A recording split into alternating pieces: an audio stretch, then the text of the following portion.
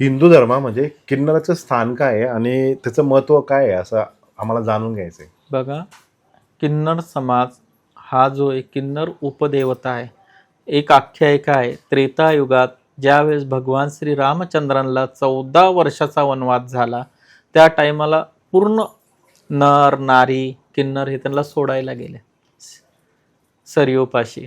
ज्यावेळेस त्यांनी सांगितलं की आता आम्ही चाललोय, फक्त नर आणि नारीला त्यांनी जायला सांगितलं, किन्नरांचा उल्लेख केला नाही. 14 वर्ष किन्नर तिथं तपस्या करत होते.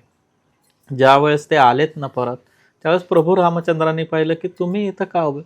भगवंताला आम्ही सांगितलं की 14 वर्ष तुम्ही फक्त नर नारीला जायला सांगितलं, किन्नराचा शब्दच घेतला नाही.